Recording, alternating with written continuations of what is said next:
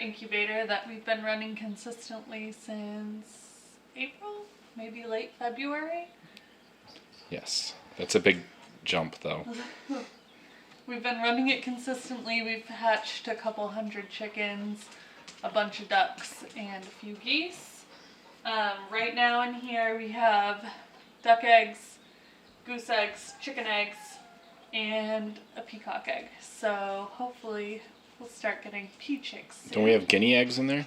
Oh, we do have guinea hen eggs in here too. Luckily they all run around the same temperature and humidity, so we're able to incubate them together. But let's open it up and see who we have in here today to take out. I keep sponges in my water tub here so that we can keep it nice and warm. We got a baby chicken. Ooh, is that one of the Americanas? Yep. So this is an Easter egger chick. Hello, little guy.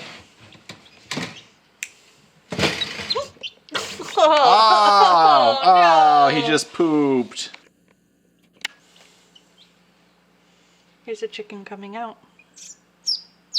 Oh. And he's angry. So we have a couple chickens coming out. Whoop. Bye. Okay. That's what you get for pooping on my hand. So since I opened it, a lot of the humidity gets lost every time you open it. So I'll take the sponges that I have soaking in my water up here and put them closer to the hatching eggs so that they'll stay a little more moist. And I always try not to have this open for very long. Turn it back on. This guy's ready to go to the brooder. On to the brooder. So we're in our dining room, which I have temporarily converted to a brooding room. We did have 4 setups in here. We have one going right now. Since it's been so warm outside, we've been able to move a lot of the chicks to our outdoor brooder. So in here, we have a bunch of baby chickens, and this guy's gonna be the new guy. So we have baby chickens, Americanas, or Easter eggers. Any Morans in there? Blue copper Morans. A couple mixed breed chickens. A couple bantams. I think we have 1 duck and 1 goose in there. So we have a pretty simple setup here. It's just a big Tupperware tote, the waterer, a little food bowl, and a heat lamp. And that's pretty much it for the brooders. You ready to go outside? And the babies. They're the most important Oh, part. the babies are part of the brooder, I guess. Temporary part. So the first improvement that we've made is that we have expanded our garden significantly. So last year all we had were those 2 big beds in the top left there. So we had essentially these 2. Why would you lock me out? Oh, I didn't know you were coming in. None of my tomato seeds that I planted germinated, so I broke down and bought a bunch of seedlings from Lowe's. So those guys are here. In the near future, I'll be building like a rough trellis for them because 4 out of the 6 are indeterminate, which means that they're just going to keep growing. They get huge. The Romas are not, but those are better for, they're really meaty tomatoes, so they're really good. I have some peppers here because we love peppers. A couple of different varieties. Again, I thought none of my pepper seeds were germinating, so I broke down and bought some pepper seedlings. Turns out I now have a bunch of pepper seedlings that are germinating, so I'll just have a ton of peppers, which is okay with me because I love them. I have some basil here that hasn't been put in yet. Again, basil seeds didn't germinate, so I broke down. I had great success with the beans. So these are all, most of them are bush lake beans or something like that. They're all bush beans, which means they'll grow like this high. They don't really need trellises, but they do need more room, and they'll use each other for support. They are doing quite well. So this bed and that bed are bush beans. They're also really easy to can, just like the tomatoes and the peppers. So we can, in theory, can a bunch for the winter. Over here, I have cucumbers along this trellis thing. We're going to try to grow them up the trellis, and hopefully it'll make them easier to harvest. I have more cucumber seedlings. They did really well for whatever reason. I don't think we actually need 72 cucumber plants, so I haven't planted them yet. We'll probably sell them at our local farmer's market. Yeah. All right, over here we have corn, which all did germinate. Well, almost all of them. So I think we have 21 corn plants, something like that. They're doing pretty good. It's still damp because we watered them today, so. We really wanted to have some strawberries. The bird definitely got, I bet this was the raven. Mm-hmm. It doesn't look like we have that many because they will definitely spread out and take up all this soil. So, birds will eat that. You want to try this one?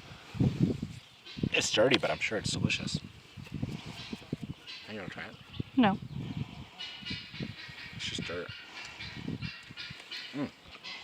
Good? Yeah, it's really good. This is the herb garden. A couple of dill plants. That is parsley I'm trying to bring back from the dead.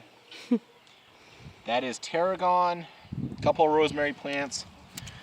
Oregano. But oregano is apparently a cooler weather plant. I put it in the greenhouse and almost killed it. So I had to take it out of the greenhouse and it's coming back. Sage. Impossible to kill, this thing's huge. And then thyme, same deal, also impossible to kill. So we have a nice little herb garden. I'm really excited for the rosemary. That's one of my favorites. So hopefully when we harvest our pigs, we can make sausage out of the sage and peppers that we're growing. So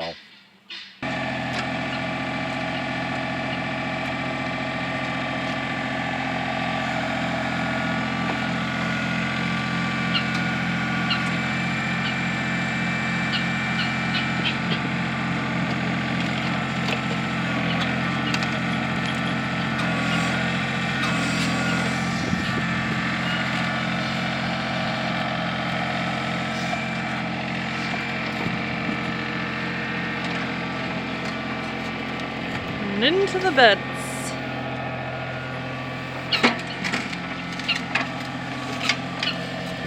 So we're here at our chicken coop. So we made a video previously of making the frame of this roof, and then we just put a tarp on top of it. Since that video, we've put some plastic corrugated roofing on the top of it so that the chickens still get some sunlight, but it's a little more permanent and it's better protected. And we can also store things above it now, so that has really improved our mess of a yard. Yep. What's this thing here? What thing? It's a rabbit hutch. That we got for free on the side of the road. Yeah. And we use it as a nesting box for the chickens. Yeah, the chickens go in and out of this, and if we have someone who's injured or something, sometimes we'll separate them out into this. It's just good to have an area for chicken quarantine if you need it. We have needed it. And we have needed it. And you guys have seen us quarantine chickens inside the house in dog kennels as well. So This is better when they're outside. it is better when they're outside. So who do we have living in this side of things? All the nasty guineas. This side of things is our mixed flock. We have guinea hens in here, the geese live in here, ducks live in here. Our Easter egger rooster and our Easter egger hens live in here, as well as our various other hens that we are going to sell shortly. So soon it will just be Easter eggers. We're definitely keeping the little Lindas and the Greta. Oh, and the barred rocks, because Patrick has some sort of love affair with them. So we can't sell them. Just apparently. miss Linda, and they're the closest we have, even though they're way spicier than Linda was. Yeah. And Greta's just a super nice chicken. Yeah, Greta is a super sweet chicken, so we'll keep her for sure. So I'll bring you guys into our baby coop here. Come in, come in. Oh my King G, what's all the ruckus for? Okay. Hello, They ladies. knocked over their ranch. Well, that was rude. Alright, so who lives in here? In our baby coop, we have our blue and splash copper morans. We have all our baby chickens that are being grown out. We have baby ducks that are being grown out. King G, we're We have trying a to couple film. baby geese in that corner there. Again, we need goose names. Goose names, please. We have Lydia and Fancy Pants, who are our peafowl. Cutest couple on the farm. Pretty cute couple. Hashtag couple goals. And we've got one of our Rex rabbits are in here too. The ducks and the geese really like to hang out together. Yeah. So, yeah, everyone hangs out in here together. No violence at all, really. Everyone warns you against putting chicks with chickens too early, but I put them in at 2 and 3 weeks old, and I've never had an issue putting them together. King G is a very nurturing rooster. Yeah, he thinks he's their mom. That's why his name is King G, is because he nurtured all our little guineas, and they think that he's their dad. Well, a lot of the violence between chickens tends to be about establishing the pecking order and who's on top and who's on the bottom. When you put babies this small into a cage with chickens, the chickens know these babies are not a threat to them, and they know that, and the babies don't really step up to the adult chickens, and if they do, they get a swift peck in the face and never try again. So it's pretty easy to just intermingle them, for us anyway. Sometimes you do get a really nasty chicken that won't tolerate chicks, but we have been lucky so far. Hello, little goose. So we don't just leave these babies out here with no heat. Inside we have a heat lamp and a heat plate that we plug in at night for them. Right now it's warm enough during the day that they don't need it during the day. Also, we have a greenhouse effect going on in our coop, since our roof on our coop is a clear plastic. It heats up the house pretty nicely during the day. It's quite warm. What an exciting feeder. The babies get to have a nice little swing as they eat. Smaller half of the baby coop that has been taken over by an intruder.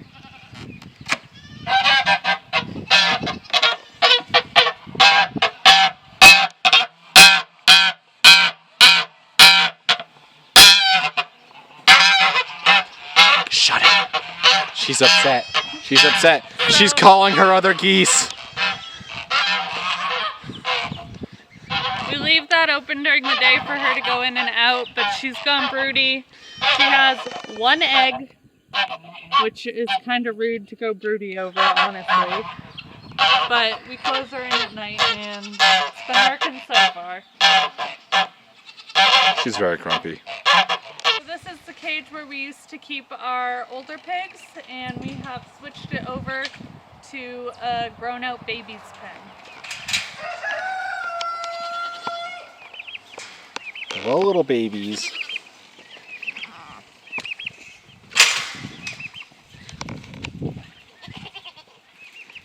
So in this pen, we have Mr. Stanley. Stan the man. Who is going to be our Mangalitsa boar.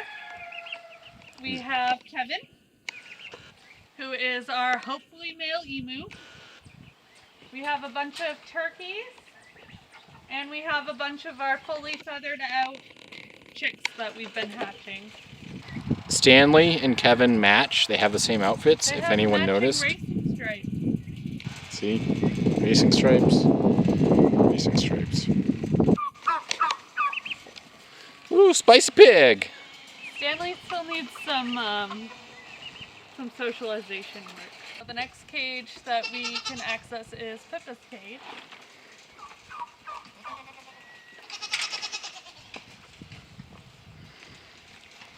There she is. The one and only. Yeah, so she just has a basic run, and then her shed has doubles as some hay storage in it because she just sleeps in one corner of it and doesn't use it otherwise. So she gets to have it used as hay storage. Emu, do you like those bars I put up so you would stop destroying the roof? Yeah. Hi, pretty girl.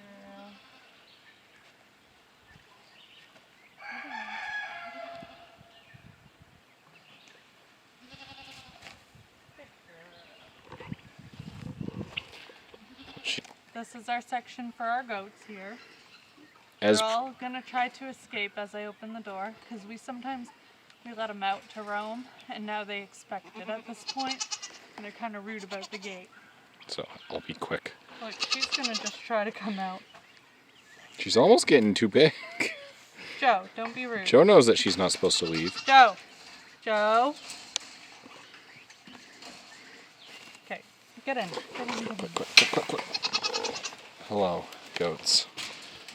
I see you've been enjoying your hemlock. So the ground in here right now is covered in hemlock boughs. You can see that they really like the bark on it. Here's an uneaten piece, what the bark looks like. This is after it's been in here for a day. They really... See, don't eat my pants! They really get Nigel, to it. God, you're the worst. Somebody tell me that Nigel's not the worst goat. I don't think Nigel's the worst. Who do you think's the worst? I think they're all good. Perfect babies. No way. Nigel repeatedly tries to eat my pants. It's quite rude. They also have this nice wall under their shed because Nigel can fit under the shed, and when I want him closed in, he just goes under the shed and comes out. So he is the worst goat. So now we have had to put a fence or a wall here for Nigel to not harass me while I'm feeding the chickens. God, nasty goat. Nasty goat. Can everyone stop chewing me, please? Woods goat. She loves being in the woods. So we're keeping this baby from Jelly Bean's, from when Jelly Bean had her babies. The little male has gone to a new home since we've last filmed, so. Woods goat, where have you been all morning? Oh, here she goes. She's gonna sneak back in. That sneaky goat. She's almost too big to do it. Another new addition is our duck pond / goose pond. They're undecided about it. My dad came up here with his backhoe and dug this out for us where there was an existing puddle, and it's kind of filled up nicely for them. You're taking a bath in the sled. We're making a pond for you.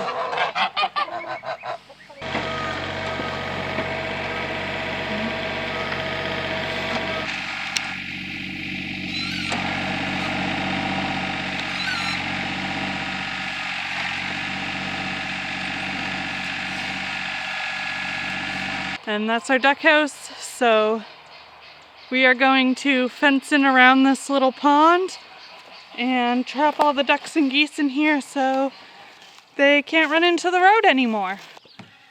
This is our last chicken coop of the tour, and it has our undesirables in it. Mean thing to say, but it is what it is. So Steve lives in here. He is a modern chicken. When I bought him because he has really cool long legs, but he doesn't do that well in the winter, so I don't want him breeding with any of the hens that I'm putting eggs in the incubator for, because I do not want to breed a bunch of chickens that don't do well in the winter and then have them in a place that has harsh winters. That is not ethical in my books, so I'm not doing it. We also have our Rex rabbits in here. We have Bun, Chicken Nugget, and Betty. Black Betty, Blam Blam. Oh my gosh. So Chicken Nugget and Betty should be having litters of babies within the next month. We'll take them out and separate them from Bun, and go from there. So last but not least is our pig pen. We have a video of setting up the electric fencing, and since we filmed that video, the pigs have decided they respect the fence now and that they're going to stay in it. So luckily we have this entirely electric fence, probably half an acre, fenced in for them. I'm hoping for them to clear it for us, and as you can see by the ground, they're doing a pretty good job. So in our pig pen, it's pretty much just woods. There's a mud puddle in that corner for them, a couple feed buckets, and then we have also built an additional shed for these guys, so they have somewhere to call home.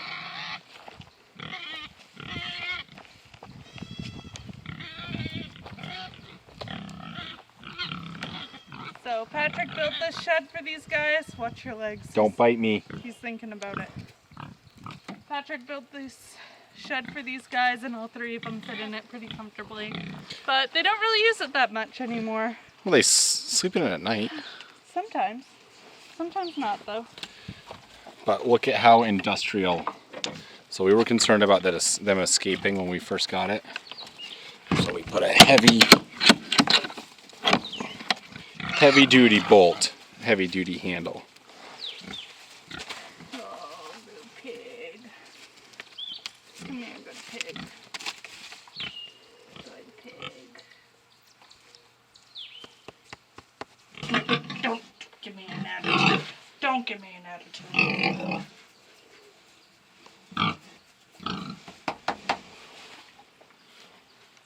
Oh, thirsty. So all three of them are pretty friendly now, and they like scratches and pets. Look at how much they've dug up this ground.